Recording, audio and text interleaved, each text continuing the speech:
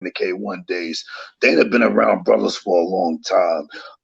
His best friend is Skipper Kelp. You know what I mean? Skipper Kelp is like Asian-ish, but he might as well be a brother. He got a black wife. He got black dude swag. He a cool dude. So one thing for sure, Dana ain't a racist against black people or nothing for sure. I've been knowing him since I was like 18 years old. I'm 46 right now. I'm 46. I've been knowing since I was 18. So um it's a shame that we need three champions to do a show in Africa. You know what I mean? But remember, man, they ain't all about that moolah. If there's gonna be some money out there, a way to generate income, hell yeah, he gonna do it. Whether there's all three of them are champions or not. He's a successful businessman for a reason. I think it has to make sense on the business tip. After Francis wins the title, you got three very popular African UFC champions. There should be no reason not to. As long as the money can be generated, I'm sure they're in the works of doing it right now. Who would have thought they were going to do stuff in the Middle East when they had no Middle Eastern fighters, and they still did? Why? Because the money was good. Who would have thought they were going to go to China? I was the first MMA fight in China before UFC even got there. And I'll tell you, it was a Northern Cali dude, white dude, God, what was his name?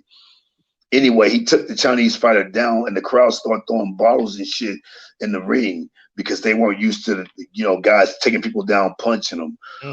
So at that moment, who would have thought China would have a UFC champion and have a UFC, Performance Institute there? It happened because of that moolah. Not to mention China's, the UFC was bought by a Chinese company now from the Fertitas, so a lot of people don't know that either. So it's definitely going to happen. Francis winning it, it'll definitely push the ball on it happening. But I'm sure if there's money to be made, Dana and them guys are already trying to figure out how to get it. You know what I mean? That's the bottom line. Yeah. Shaolin Cooper. Can you tell us a little bit about Shaolin? Yeah, that's my daughter, man. I mean, yeah, awesome kid. I love her to death, man.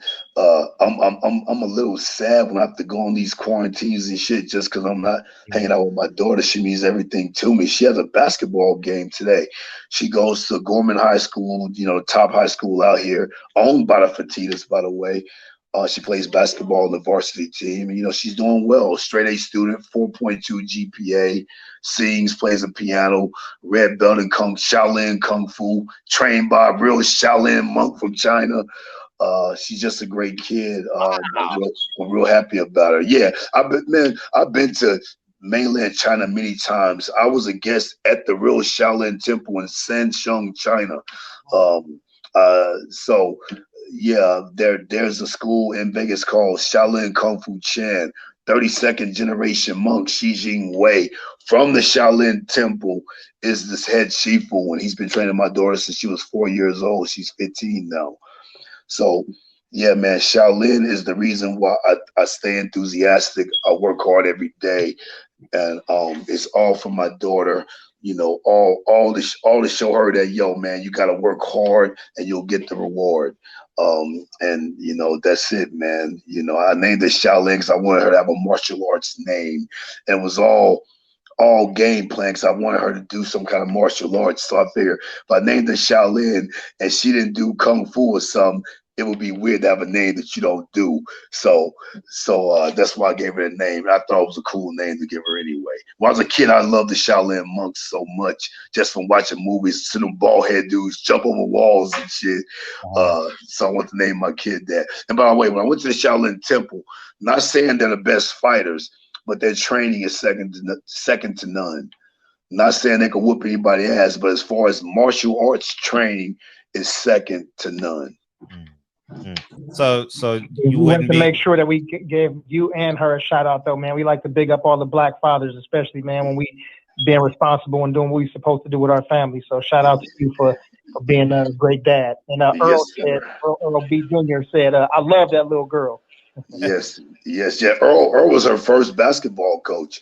By the way, you know how it is to be a parent. You always want the best for your children. Like her whole freaking life, I planned it. Name of Shaolin, have her do Shaolin Kung Fu, taught by a real Shaolin monk. I knew him previous before Shao was born. Uh, Set that up. Her whole life, I had her watch Powerpuff Girls cartoon, so she'd be willing to fight if she had to protect herself. And I had her watch the Williams sisters her whole life because I wanted her to play tennis. But you know, sometimes being a parent, the kids don't always do what you want them to do. And when she got in fifth grade, I'll never forget it. I said, "Okay, you've been doing martial arts your whole life, piano and all this, artistic stuff with the music. Now it's time for you to do a straight sport." Because by the way, I believe that everyone should have some kind of performing arts skill, some kind of martial arts skill, and play some kind of sport. Because each one of those different things teach you different things about life. Mm. I've done a lot of different things. That's why I don't be having anxiety and nervous breakdowns and need sports psychologists and all this shit.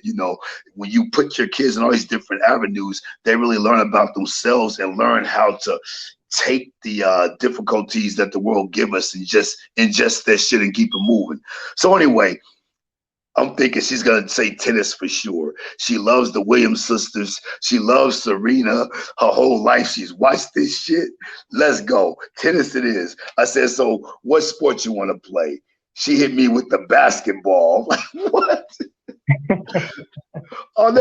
Basketball? What the fuck?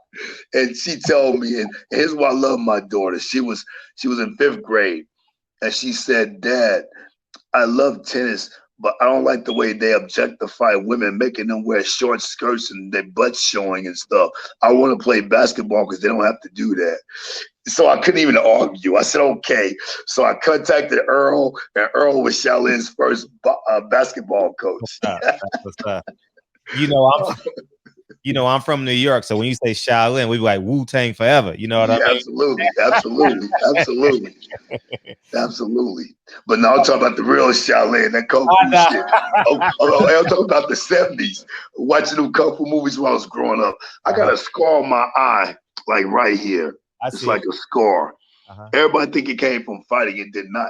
It came from my older brother. I told you, my older brothers were rolling 60s Crips. You know how it is in the hood. God. Anyway, I'll never forget. I was in the front yard, just watched the Kung Fu movie, and Bruce Lee was still very popular at that time. He's still popular now, but his movies were getting shown all the time. And I remember telling my brother, "Hey, Paul, Bruce Lee could beat Muhammad Ali." He hit me in the face with a mill yard rake for saying that and ripped my eye out. And that's how I got this scar. He said, "Don't you ever make a stupid ass statement like that." So, I was that much into martial arts. I was a kid. I didn't realize Bruce Lee definitely wouldn't beat Muhammad Ali. But at the time I said that, and my brother hit me in the face for saying that. But it just shows you how my whole life I've really been involved in martial arts. And, I started at the age of 9, but even before that, I loved martial arts, watching the movies. I was a fanatic about the shit.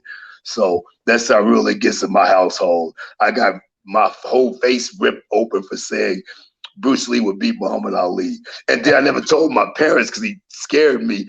He told me if I tell Daddy, he was going to fuck me up twice as bad. So I never told my dad. I said I was running around the house and I hit the garage opener.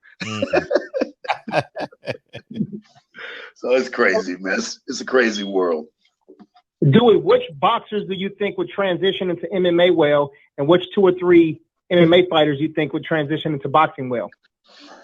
Well, one boxer that would have really transitioned in the MMA well, for sure, hands down, my number 1 vote would be Shane Mosley.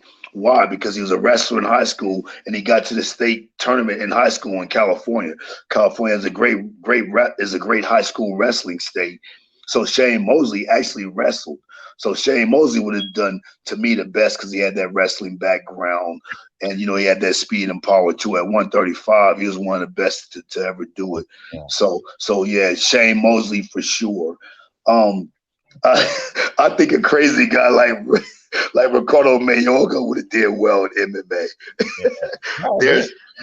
There's several guys in MMA that remind me of Ricardo Mayorga right now. Just go out there stoked out, swinging for the fences.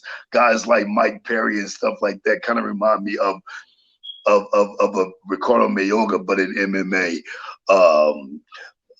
MMA guys that would make good boxers. Hmm, God, really good boxers. I would say guys like I like the way Max Holloway moves his hands. He throws a lot of punches. I like Max Holloway's boxing. I like who else has really good hands? Oh, Frankie Edgar. He had good hands, good movement, kind of that Paulie Malignaggi style, boxing people up.